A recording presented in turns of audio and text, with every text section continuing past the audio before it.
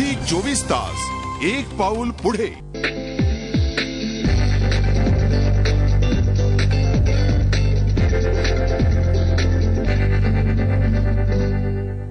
मागच्या एपिसोडमध्ये आपण अश्विनी भिडे देशपांडे यांच्याशी त्यांच्या जयपूर रतुडी घराण्याबद्दल, त्यांच्या बालपणाबद्दल, संगीत प्रशिक्षणाबद्दल आणि एकूणच त्यांच्या संगीताच्या विचार करण्याच्या पद्धतीबद्दल बोललो.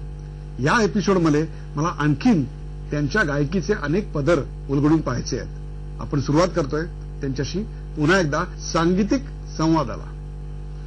कुमारजींनी असं मागे सांगितलं होतं की घराणी मोडून काढली पाहिजे.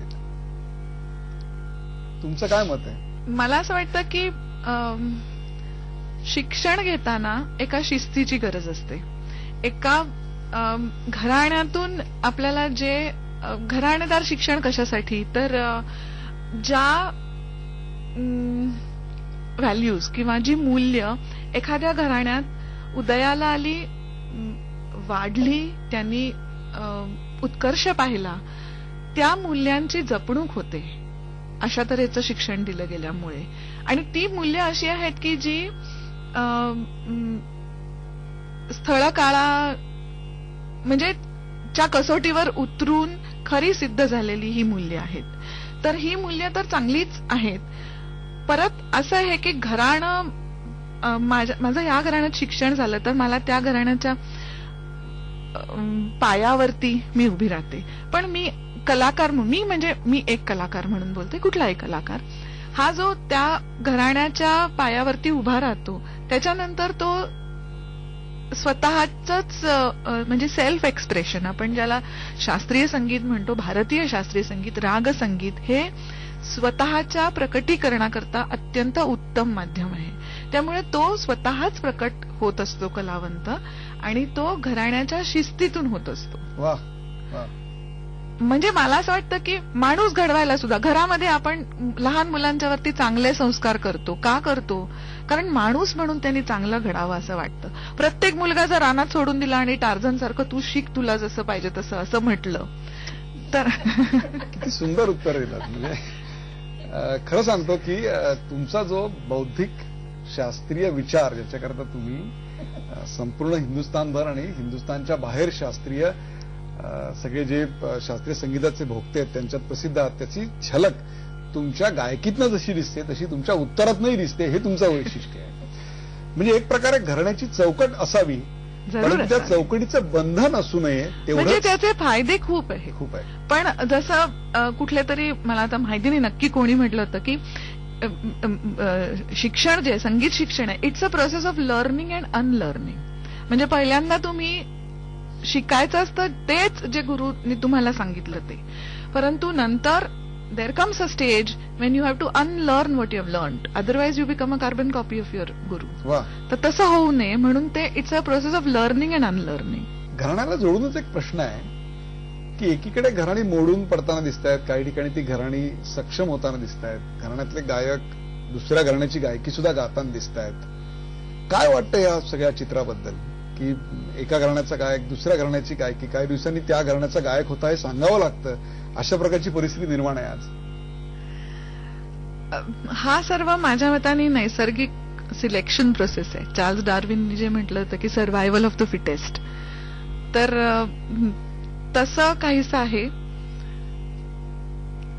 असं आहे की एखादी व्यक्ती अमुक एका घराण्यात शिकली किंवा त्याचे संस्कार घेऊन ती मोठी झाली, याचा अर्थ असा नाही की ती पूर्णपणे त्या घराण्याशी आपली नाळ जोडून राहू शकेल असं पण नाही. त्याचा स्वभाव वेगळा असू शकतो, त्याचे लाईक्स डिसलाईक्स वेगळे वेगळे असू शकतात. सो त्यांनी थोडा वेगळा विचार करावा, ह्याच्यात काही चूक नाहीये. आणि माझ्या अंदाजाप्रमाणे आज आपण जी घराणी बघतो ती सगळी ह्या प्रोसेसमधनं गेलीच आहेत.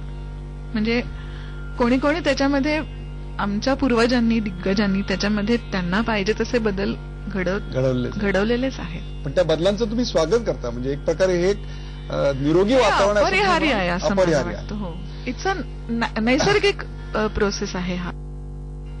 कुमार गंधर्वांनी अशा ठिकाणी निरीक्षण नोंदवलेलं आहे की लोक धुनांमधूनच शास्त्रीय संगीताची निर्मिती झाली. आता एका शास्त्रीय संगीताच्या क्षेत्रात असलेल्या वादाविषयी मला तुमचं मत विचारायचं आहे की अभिजात शास्त्रीय संगीत म्हणजे नेमकं काय अभिप्रेत आहे तुम्हाला? याचं कारण मी तुम्हाला सांगतो. सुगम संगीतामध्ये शास्त्रीय संगीत नाहीये का? लावणीमध्ये शास्त्रीय संगीत नाहीये का? मला सांगा. मग अभिजात शास्त्रीय संगीत म्हणजे नेमकं काय म्हणणार तुम्ही? आता मी तुम्हाला एक प्रश्न विचारू का? बोला. अभिजात, सुगम, लावणी ही नावं कोणी दिली?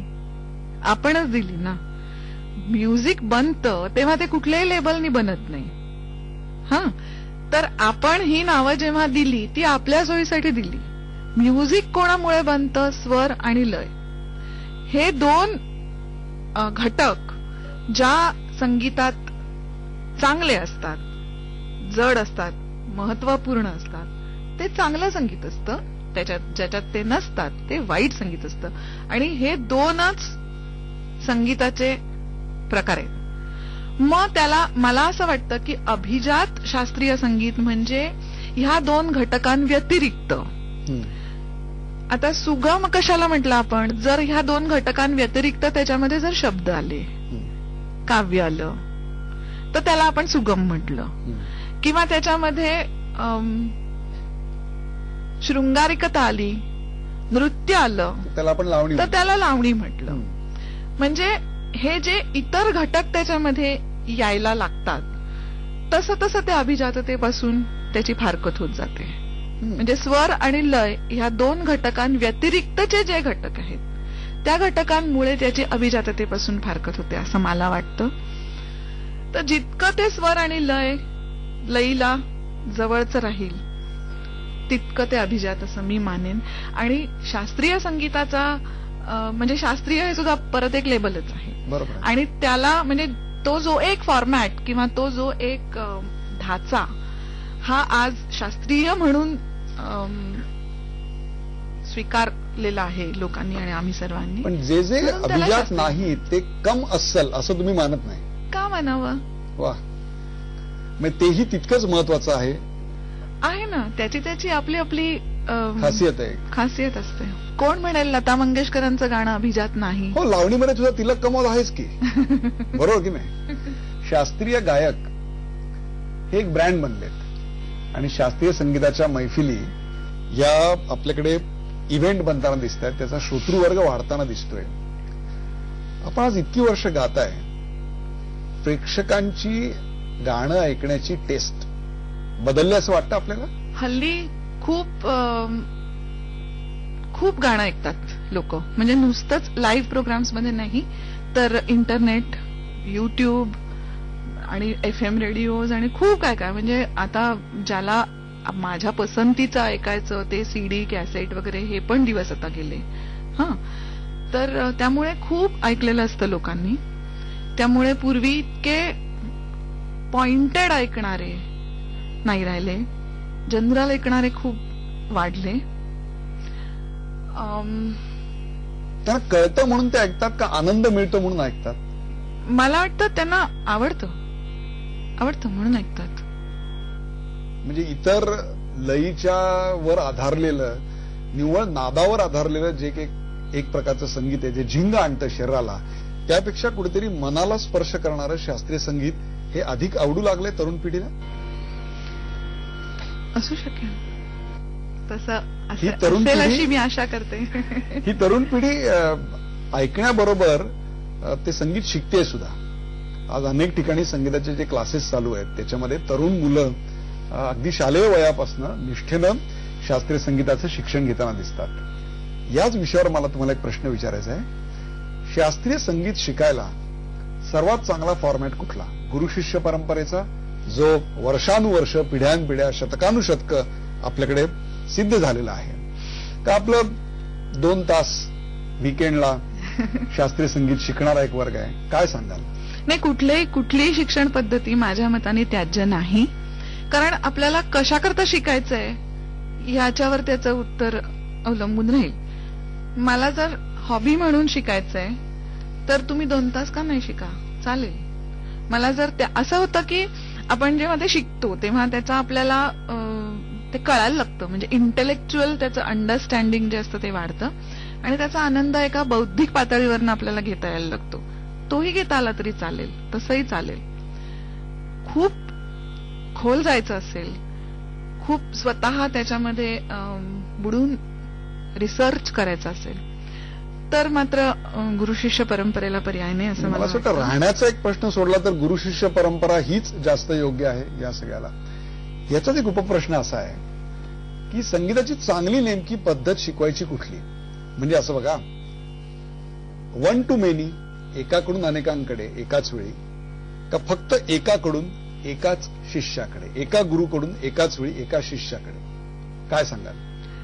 माझ्या आईनी नेहमी 1 to 1च शिकवलं, एका वेळेला एकच शिष्य.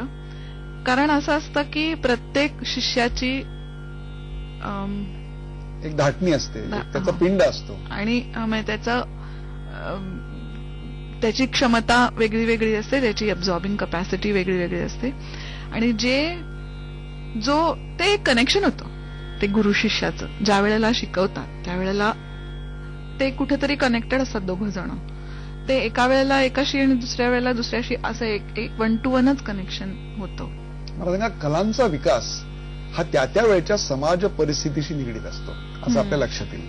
म्हणजे पूर्वीच्या काळी कलेचा विकास हा देवळातनं झाला, मग राजघराण्यातनं झाला आणि आता अनेक प्रकारच्या इव्हेंट मैफिलीतनं तो होताना दिसतोय. आजचं हे सगळं जे वातावरण आहे ते शास्त्रीय संगीताच्या विकासाला पोषक आहे असं वाटतं का तुम्हाला? शास्त्रीय संगीताचा विकास मला वाटतं की बाह्य कारणांवरती अवलंबून नसतो तो.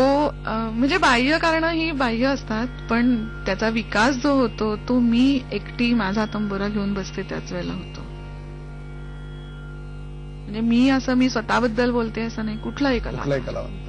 अनेकांना एक रस आहे तुमच्याबद्दल जाणून घेण्यात की तुमची रियाजाची नेमकी पद्धत, वेळ ही काय आहे? ज्या वेळेला वेळ मिळेल तेव्हा, जिथे वेळ मिळेल तिथे, आणि जे गाता येईल ते. नुकताच कॉपीराईटचा कायदा पास झालेला आहे. तुम्हाला खरंच असं वाटतं की या कायद्यामुळे कलावंतांच्या कलेला खऱ्या अर्थानं न्याय मिळेल? कॉपीराईटचं ज्याच उल्लंघन होऊन त्याच्या सगळ्या सीडीज आणि कॅसेट्स आणि या सगळ्या भराभर कॉपी निघतायत, त्याच्याऐवजी कॉपीराईटच्या कायद्यामुळं जे अस्सल कलावंत आहेत त्यांना फायदा होईल? हो, ज्यांना त्यापासून तो फायदा मिळवायचा आहे त्यांना होईल. पण माझ्या मताने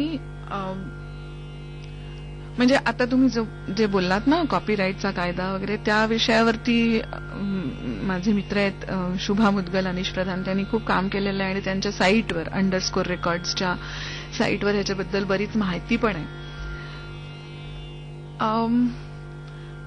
पण असं आहे की मला एक कलाकार म्हणून असं वाटतं की ज्या क्षणी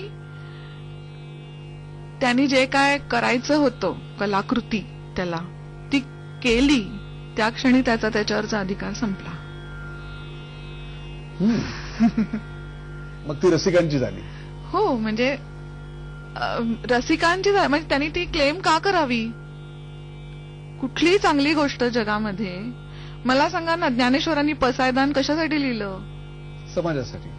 म्हणजे त्याच्यात त्यांनी काय स्वतःचं पोट भरावं किंवा स्वतःच्या कुटुंबियांचं पोट भरावं याच्यासाठी लिहिलंच नाही. तर असं म्हणजे मला असं वाटतं की कुठलीच तानसेनांनी ज्या बंदिशी रचून ठेवल्या किंवा सदारंग अदारंगाचा मी मगाशी उल्लेख केला, त्यांच्या बंदिशी जर दुसरे लोक गाऊ शकले नाहीत कॉपीराईटमुळे, तर त्याचा फायदा मिळणार कसा आणि कुणाला? सो जी गोष्ट युनिव्हर्सल वैश्विक झाली ती झाली. झी 24 तास, एक पाऊल पुढे.